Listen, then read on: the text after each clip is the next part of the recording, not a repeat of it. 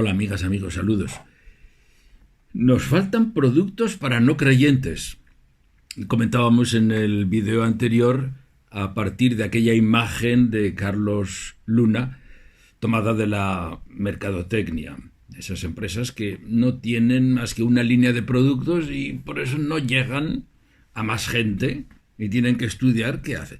Vamos a darle vuelta al tema y pensarlo desde otro aspecto.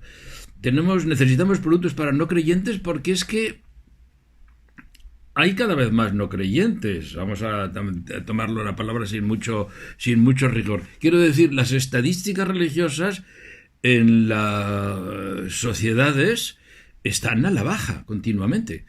Llevamos, pues, no sé si 2 siglos, decir, o más, ya veremos ahora, que las estadísticas van bajando y bajando, y que es constante, y que ya se sabe. Cada semana no nos falta una estadística de que en tal país los matrimonios religiosos han bajado un 20% desde los últimos 20 años y que las primeras comuniones ya en esa sociedad prácticamente no se dan y que cada vez hay menos sacerdotes o que acaban de cerrar varias congregaciones religiosas y que otras están pensando trasladarse o juntarse. ¿Qué es lo que está pasando? Y así constantemente, y no solo de tipos de instituciones eclesiásticas, sino de países, de sociedades. Por ejemplo, hace pocos meses fue aquella estadística famosa en Francia que revolucionó un poco porque superó la barrera psicológica del 50%. En Francia, la católica Francia, que durante mucho tiempo fue llamada la hija primogénita de la Iglesia Católica en Europa, pues ya tenía 51% de no creyentes, de ateos. Ateos, dijeron las estadísticas. Entonces eso era terrible. Entonces Francia ya no es católica. Es un titular rimbombante, hermoso, pero cualquier día nos van a dar que es el 45. O sea, las estadísticas están ciertamente a la baja. Es como esas empresas que han entrado en crisis y ya continuamente todas las dimensiones, todas las variables están contaminadas y van cada vez más abajo. Bien, esto es de larga data, no es de ahora, de los 2 últimos decenios.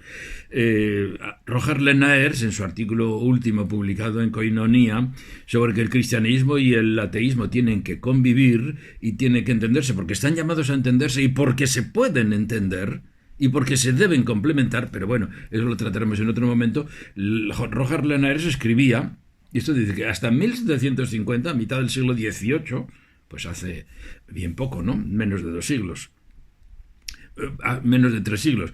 En el mundo occidental, la asistencia dominical, un signo estadístico para medir, pues la asistencia dominical al templo alcanzaba casi el 100%. Esto nos puede parecer extraño, pero esto ha sido así durante siglos y siglos, ¿no? Y había sido así prácticamente desde los años 1000. Es decir, poco después de Carlomagno, que es el que asumió como empresa propia en el Sacro Imperio Romano Germánico la cristianización de Europa. No digo explícitamente la evangelización, porque esa palabra no existía en primer lugar y porque tampoco fue mucha evangelización, sino que fue más bien una cristianización, incluso con violencia, ¿verdad? Entonces, él la asumió como cosa propia, como que le correspondía a él finalmente con el Sacro Imperio Romano Germánico, y lo tomó en serio y prácticamente lo consiguió.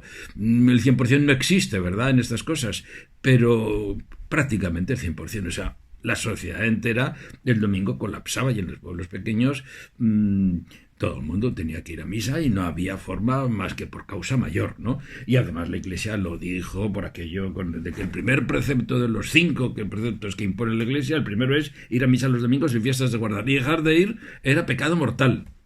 Bueno, eso fue así desde mediados del siglo XVIII, pero hacia la mitad, es decir, 2 siglos más tarde, la mitad del XX, había descendido a 65%. 35% de los miembros de la Iglesia se habían despedido de los templos, que era el lugar del contacto, el lugar natural de pertenencia a la fe vivida socialmente. Se habían vuelto por lo menos indiferentes o habían abandonado completamente su fe, o ya no creían en un Dios allá en las alturas, o simplemente se habían vuelto ateos. En la segunda mitad del siglo XX, ya con 65%, habiendo bajado al 65%, se bajó mucho más por la causa de que hasta entonces, a pesar de que la ilustración y la modernidad era la competencia del mundo religioso, hasta entonces las iglesias no pudieron y supieron mantener a sus fieles apartados del mundo peligroso, apartados del mundo, el mundo enemigo del alma, acuérdense, ¿no?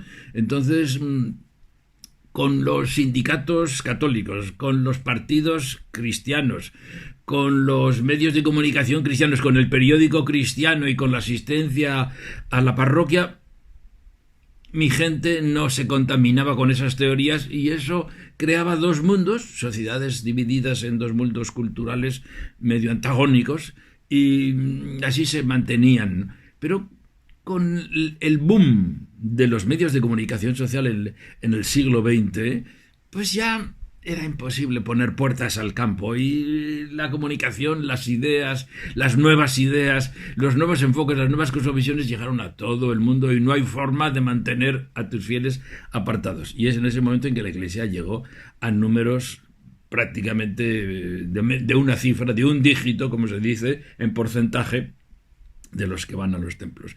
Y bueno, pues no se puede ahora dar una cifra, porque no existe esa estadística, pero ya sabemos todos que con estadísticas de un solo dígito es la de la mayor parte de las sociedades cristianas tradicionales. Entonces dice uno, esto tanto en Europa como en América del Norte, como en Australia, como en Nueva Zelanda, y crecientemente en las grandes capitales de América Latina, aunque el grueso de la población de América Latina todavía se va manteniendo pues como estaban las cosas en Europa hace 50 años, más o menos, o algo más, pero no mucho más, ¿no? Entonces, y siguiendo esa misma pista, ese mismo carril. Entonces ahora ya las noticias son de más cosas, no de que la gente va poco, que hay poca gente en la iglesia, sino que se ha cerrado el templo, se ha reconvertido, lo han vendido, porque un templo que no se utiliza es muy difícil mantenerlo, porque el templo tiene gastos, y no del clero solo, sino del templo. La fábrica del templo tiene muchos gastos, entonces es muy difícil mantenerlo, entonces hay que cerrarlo. Y bueno, catedrales que se han vendido, catedral de la diócesis, y el obispo la ha tenido que vender. Cierres de congregaciones, pues que se suprimió.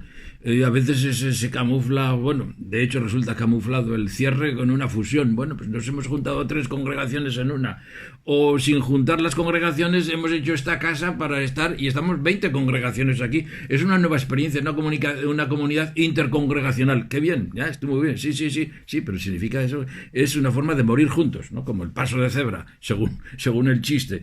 Entonces, iglesias que se vacían y que se reconvierten y que te dicen, no, aquí en Ámsterdam, pues hay montones de iglesias, pero la mayor parte están cerradas. O sea, unas son una sala de auditorio, otra es un museo, otra es un restaurante, otra es un hotel. Claro, hay que darle salida. Y otras, pues no se sabe todavía qué hacer porque tienen valor artístico. Bueno, pues, es decir, una sociedad se acabó y está viniendo otra. Y entonces las iglesias se están quedando con muy poca gente, porque esto ocurre no solo en el cristianismo, sino en todo el protestantismo histórico, ¿verdad? Entonces ahora resulta que lo que dijo Jesús vuelve a tener una lectura desde esto de la mercadotecnia, productos para no creyentes, es decir, para los no creyentes, para los que se han ido. Porque Jesús dijo, bueno, el buen pastor, si ve que se ha perdido una oveja, deja todas las 99 seguras y se va y qué esfuerzo, que el buen pastor. Pero hoy día sería un poco al revés. El buen pastor está con su oveja en el redil y las 99 están fuera. Entonces dice, bueno, pues fuera, pero fuera del redil, pero registradas en otro lugar, ¿verdad? No solo es ausentes temporalmente, sino que se han marchado para marcharse. Entonces, ¿qué es ser buen pastor hoy? Pues yo creo que hoy tendría que ser eso, dejar la oveja fiel y, bueno, alimentar, cuidarla, prever la situación de ella, pero salir a por las 99, ¿no? Es decir, un pastor en salida, como dice el Papa Francisco, una iglesia en salida. Claro, esto no nos lo ha dicho el Papa Francisco, esto es de siempre, de toda la vida. Ya a Jesús decía que había que salir, aunque él dijera que era por la que se había perdido, la oveja perdida. Pero ya el Vaticano II, para no irnos más que a ayer, hace 60 años, pues el Vaticano II ya habló de todo aquello de la pastoral de cristiandad y la pastoral misionera. Pastoral de cristiandad es cuando vamos, por supuesto, que todos son católicos, todos son cristianos, todos son creyentes, estamos en la sociedad cristiana. Y no hay más que hacer que atender la pastoral, poner pienso a las ovejas, es decir, pues atender los sacramentos, pero no hay nada que corra prisa, que sea urgente, que sea estructural lo que hay que transformar. No, el Concilio Vaticano II dijo que sí, que hacía falta una pastoral misionera, no de mantenimiento, sino de reconversión social, hasta de cultural y las costumbres, todo eso. Dejar la fortaleza mental en la que estaba refugiada la Iglesia frente al mundo y frente a la sociedad moderna, y salir y abrir y convivir y dialogar. Recuerdo que en Canadá un obispo nos decía aquello de que un obispo, después de la Revolución Tranquila, aquella que fue un acontecimiento, una transformación social y cultural religiosa de la sociedad de Canadá sin precedentes, donde el porcentaje bajó drásticamente en apenas 10 o 15 años, bueno, pues nos decía, no, nosotros pues somos cristianos y no pasa nada, pues todo eso es una desgracia tremenda, esta gente ha perdido la fe, esta gente se ha marchado y eso son no creyentes, bueno, pues ya, pero nosotros somos fieles, estamos aquí en nuestra casa, nos mantenemos firmes, sólidos y mantenemos la fidelidad a la doctrina y ellos, ¿será que están todos equivocados? Pues sí, lamentablemente están todos equivocados. ¿Y entonces qué van a hacer? Pues no sé, ya volverán, no se preocupe usted que Dios ya volverán, pues algo pasa, ¿no? Como en aquel chiste de Mingote, que se veían dos abueletas vestidas de negro con el rosario en las manos y el paño saliendo de la iglesia, y allí había un cartel que decía charla sobre el Vaticano II, y una le decía a la otra, todo esto, nada, al final nos salvaremos las de siempre. Pues esas de siempre son la oveja fiel que está en el redil, pero los demás se han marchado. Entonces este es un nuevo sentido de esto de que necesitamos productos para no creyentes, porque están por ahí y son más, es decir, hay más ovejas fuera que dentro. Entonces lo normal es estar más fuera que dentro, por una cierta proporción aritmética, diríamos, ¿no? Entonces la pregunta es, bueno, ¿y qué productos para no creyentes? ¿Habrá que ir a evangelizarlos, a traerlos de vuelta, para que vuelvan y se reconcilien con lo que dejaron y lo vuelvan a asumir? Pues eso ya parece que no. Eso no es productos para no creyentes, esos son los mismos productos de antes, vueltos a regalar o poner más baratos, si quieres, para los que se fueron y los dejaron ese producto, lo abandonaron. No, las cosas han cambiado tanto, ha cambiado tanto la cultura, que si haces eso, el tiro podría salir por la culata, ¿no? Podría ser contraproducente, realmente. Ir a evangelizarlos con una supuesta nueva evangelización, entre comillas, ¿no? Eso que se llamó nueva evangelización, que en realidad era la vieja, ¿no? Sería negativo, era volver a hacer lo mismo, aunque sí, nueva en su ardor, nueva en sus métodos, pero el contenido, la buena nueva, esa, pues es la misma, como decía yo el otro día de aquel cardenal latinoamericano que era repetir lo mismo. El querigma es lo mismo, es que Jesús ha muerto y ha resucitado y que la Iglesia tiene la explicación en todas sus dogmas. Oiga, eso no es buena noticia, eso no es noticia. Y por no ser noticia, y por ser repetitiva, y por ser fuera de tiempo, anacrónica, no es buena, es mala. Bien, entonces habría que darles otra noticia, porque eso otro podría ser un producto nuevo, no el mismo producto repetidamente presentado y ultra recomendado. No se trata de eso. Se trataría de qué otra buena noticia, qué otro producto. Pues en primer lugar quizás sin producto, es decir, ir a encontrarse con ellos y reconocerles su valor. Es decir, óigame, usted tuvo que marcharse porque no aguantaba. Y mire, pues en eso le admiramos. Es decir, tuvo el coraje usted de tomar una determinación y salir porque no aguantaba, porque se asfixiaba. Debía usted salir. Y dígame sus razones y probablemente le voy a tener que decir, pues tiene usted toda la razón. Bueno, todas sus razones, y todas son valiosas, probablemente, y pues le admiro, le felicito, y mire, pues yo le pido perdón. Yo no estaba allí, pero sí le pido perdón por la ceguera institucional de mi institución, que es mi hogar, sí, pero reconozco que ha habido una terquedad en insistir, en no renovarse, en mantenerse con productos viejos, productos de otras culturas, productos de otras dietéticas, y ha sido por pereza. No siempre solo por pereza, sino por prejuicios epistemológicos que se creyeron a sí mismos cautivos de sus propias convicciones doctrinales y de lo que habían dicho sus propios mayores, de sus propios dogmas. Sus propias decisiones luego les impedían a ellos decir, no, esto no podemos porque Dios no quiere o porque Jesús no quiso. Pero, bueno, pues eso, así fue la cosa, ¿no? Fruto también de la pereza y de la mediocridad, de falta de gente que pudo decir eso, y de malas circunstancias de que a quien lo dijo, pues casi se lo machacaron, ¿no? Entonces, pues sí, yo quiero decirles que no tengo producto nuevo todavía, pero que le pido perdón por el atraso eclesial. Sí, es un atraso eclesial, por la incomprensibilidad de los dogmas que todavía ustedes le siguen predicando en su iglesia, por la falta de renovación, por una liturgia milenaria, a pesar de que ha tenido una renovación hace 60 años, pero hoy 60 años ya es un mundo, es otro tiempo, y por la moral impracticable e irrevisable, por la marginación flagrante de la mujer en la iglesia. Es tu mujer y todavía sigue yendo, pero ¿cómo es posible? ¿Usted cómo casa las dos cosas? ¿Cómo casa la pertenencia a la iglesia con su dignidad y su reclamo de dignidad femenina?